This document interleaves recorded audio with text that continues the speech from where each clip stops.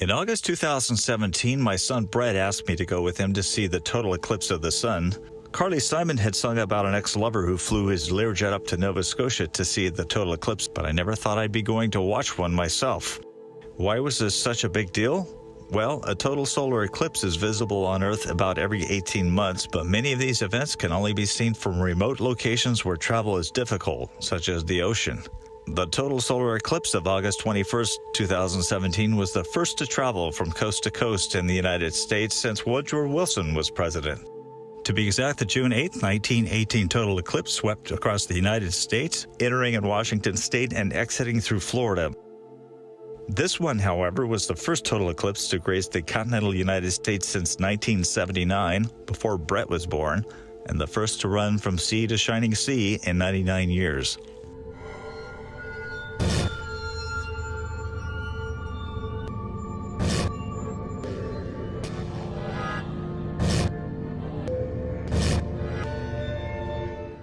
For us in California, the nearest Path of Totality would cut through Madras, Oregon, where landowners seized an opportunity to sell spaces where we could park and watch the eclipse. No Learjet for us, so the distance of 556 miles that had to be traveled would require 9 hours of riding in a car, and then all the way back. Keep in mind that I had to be in work the next day. My YouTube channel was just in its infancy, so while I shot video and took pictures, I wasn't too sure that I was going to make an episode of History Hunters. But here it is, August, 4 years later.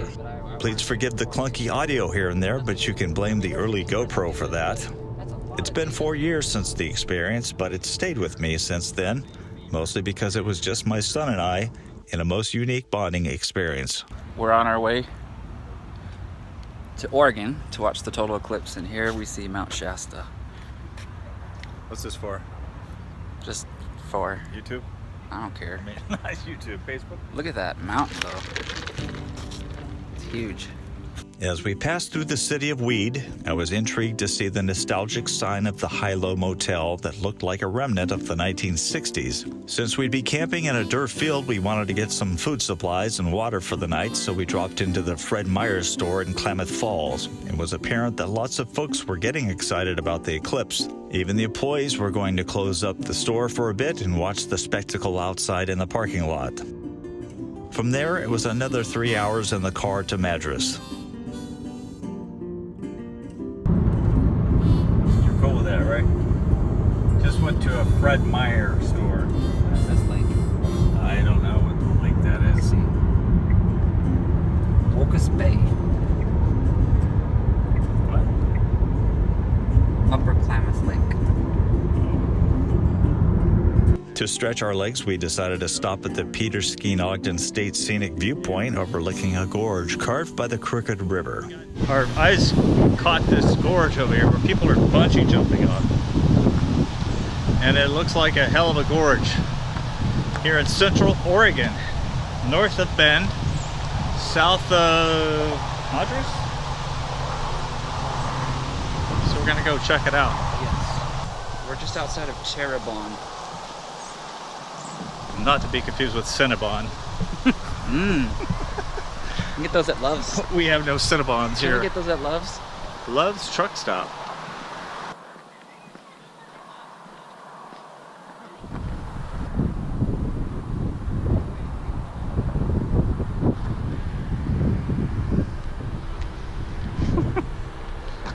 Videotaping each other. That's fun. Can't really see it from here. Let's go to the bridge.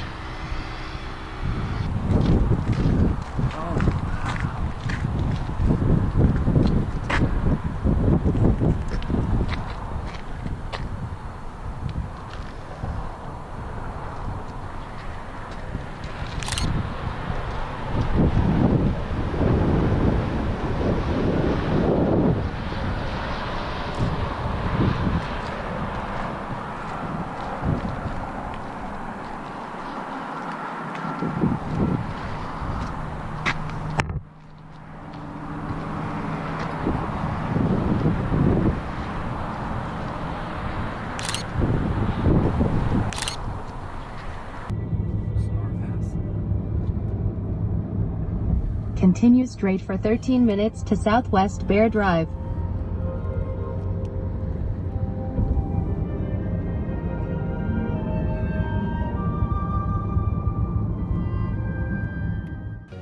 We arrived in Madras at 7:38 p.m. and found the town inundated with an estimated 100,000 folks who had made the pilgrimage to the site of the eclipse. The town was packed with souvenir vendors hawking t-shirts and food and other kinds of souvenirs. It resembled a California frat party that invaded the small Oregon town of 7,000 residents. When we got to the campground sites north of town, our mouths dropped at the sea of humanity already assembled. Massive quantities of RVs had settled in, some with kids and their dads perched on rooftops with their telescopes and field glasses to pass the time.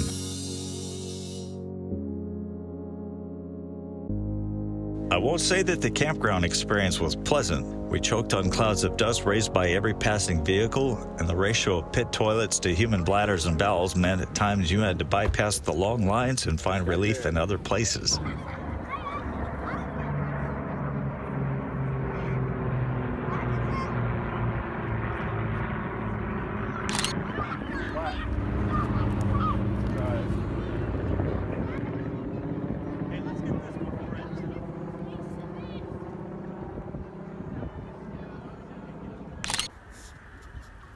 Camping food of Japanese samurais. I guess so. It'll be back. Okie doke. Oh, I dropped my chopstick. Even though we were told we had to sleep inside the vehicle, we took advantage of the vacant space next to Bret's car to blow up a giant air mattress and sleep on that. But the whole night I was worried that a car would swing in and throw us into the dirt like scattered dice or just plain run us over. Now we're about 4 hours, 15 minutes away from total. And the weather in the eastern sky is looking good. Come on, give it round.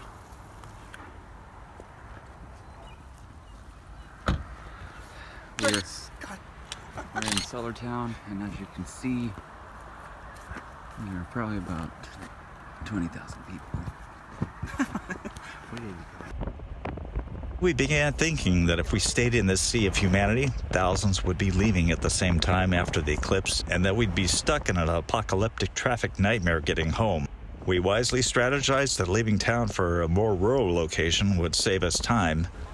We even tried to get breakfast in town, but the Black Bear Diner was slammed, so we settled on breakfast sandwiches from Subway to go. Papa. Oh gosh. Everybody look like crap. Then we drove to a location in the desert on Northwest Elk Drive. We found the spot? Yep.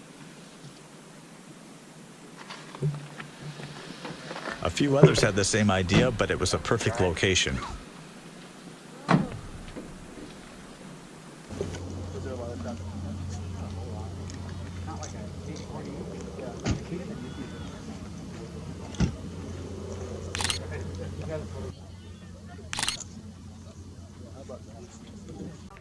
So here I am on a random road outside Madras, Oregon.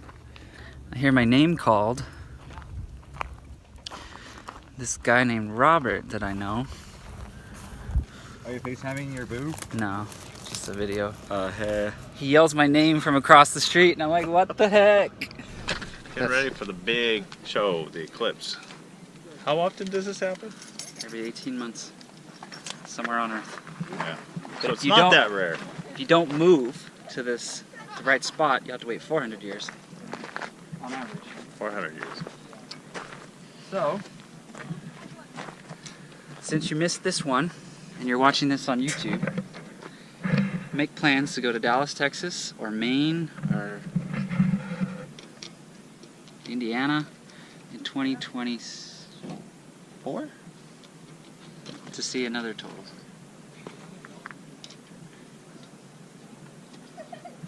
Somebody using the bathroom out there.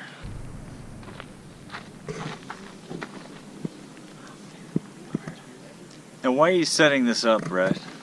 So during the darkness, we can zoom in on the sun's edge and view the solar flares coming off in greater detail. But we've only got 2 minutes to Yeah. see the whole show. And we gotta be careful, because if we look through the scope, when the sun peers through, we'll be blind. I'm not going to do it. We'll set a timer. What the heck, it's too bright. Just to let you know where we're at. We are out in like desert, high desert, Central Oregon. And there's a bunch of other people over here. Including some of my college friends. Yeah. It's a small world. We're on this deserted road. Very few people are out here. They're all in town though. There's thousands of people in town that will all be wanting to go back home, probably to California or Washington. Everybody's getting excited because... Crazy. I wonder if I could do this. Probably not. Yeah, a little bit. Oh yeah, a little bit. Just a tip of it. That's wild. My son says it's wild. I don't think it's too wild just yet. Not just yet. Wait, the show's in an hour and 12 minutes. Oh, let me get the scope finished. It took forever to get up here, like 10 hours? Woohoo! 10 hours in a car. She's ready. So what's the danger? We could go blind. Those who look in it will go blind. Well, with that, because that's 144 square inches of... No, wait, that's wrong. 6 times 6. So would it be safe to assume you'd be screaming at that point? I don't know. It may not hurt. It might just not see. Is that a risk you're willing to take? Yes, because science. Ain't gonna do it. Because science tells us that we'll be in darkness for 2 minutes and 3 seconds. So that's a safe window in which to point it and focus it and look. Right now we're pointed away, avoiding these fires. Cheap one's better than my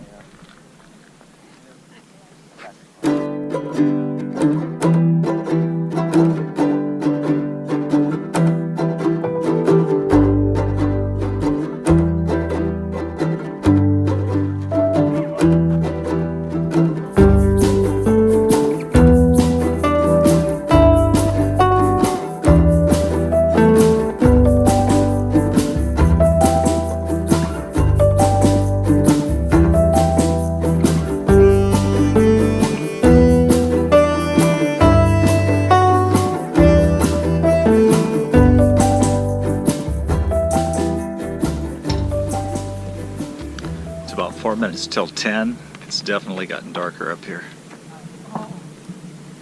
The shadows are definitely sharpening because of the change of the sun.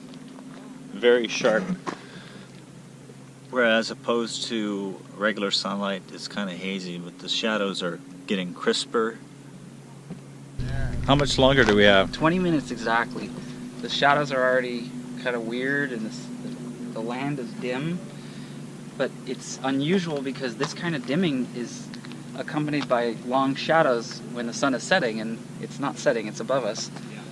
And yet our shadows look odd because we're experiencing something that we don't normally.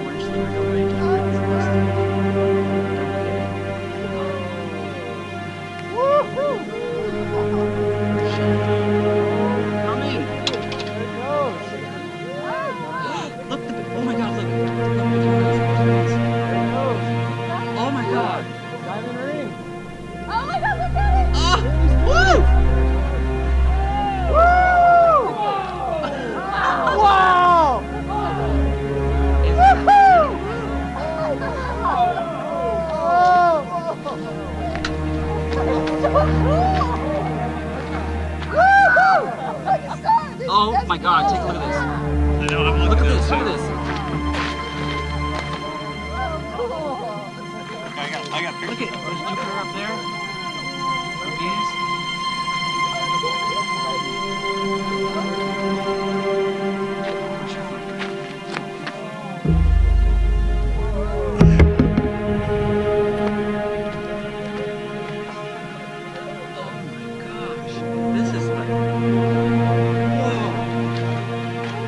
Horizon. We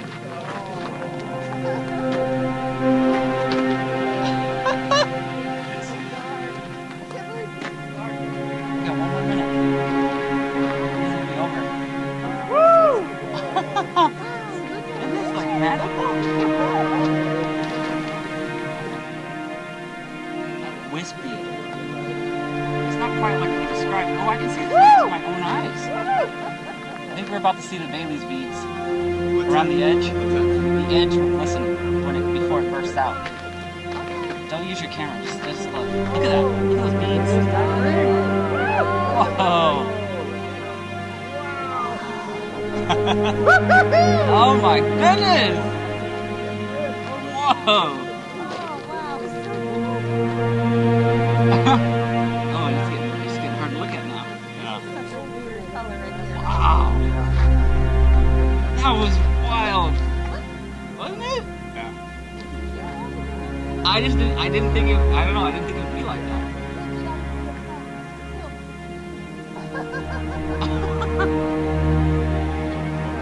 This place now? Huh? Oh my goodness.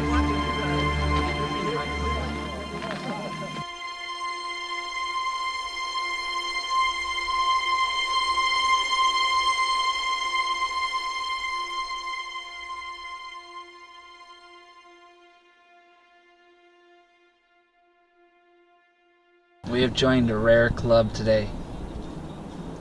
We have witnessed totality. That was awesome. We witnessed totality in its totality. Whatever that means. The exodus has begun. All the Californians are heading back home.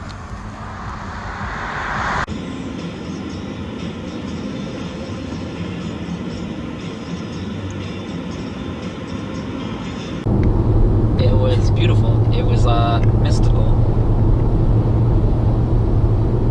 Mystical. And when I looked through the scope and saw the corona and the solar flares coming off, it was just like, it was like I was in outer space on a ship. So it went pretty dark pretty fast, huh? Yeah, it was like all of a sudden it was like twilight. You could see Venus, and just like, it was eerie because the horizon was just purpley orange all around. And It then was above. It was like, It's kind of like a diamond ring, I think. Like a very bright, shining diamond ring. and then when it was over, it started to pierce through. It was like someone had turned on 1 billion lights on the edge of the black disc, and they just shine, and they grew in brightness. And then we couldn't look at it anymore. It was too bright. Well, it got dark to the point where I thought I was having vision problems. But before that, the shadows on the ground started getting a little sharper. And then it started getting increasingly darker and darker. We need to say something about the camping experience that we had last night, huh, Bret? It was really awful. Basically, it was camping out in the dust. It was like being on, I liken it to being at our county fairgrounds parking lot and cars rolling through and kicking up dust. Incredible amount of dust. The bathroom facilities were in each corner. There were like 2 pit toilets, and anywhere between 20 and 30 people waiting in line to actually use the toilets, and that doesn't work. You're supposed to camp in the car, but we decided, since there was space around us, that we were actually going to use that space and put our air mattress out and sleep out into the stars, which we did. But what was it, like every 2 minutes? The car alarms are going off, and then like 8 beeps later or 8 honks later, you would get some kind of action. and then you had traffic coming in and out, headlights turning on, constant fear that we were going to be run over by another car because we were on the ground, We right? woke up and all the space around us had been filled in with cars.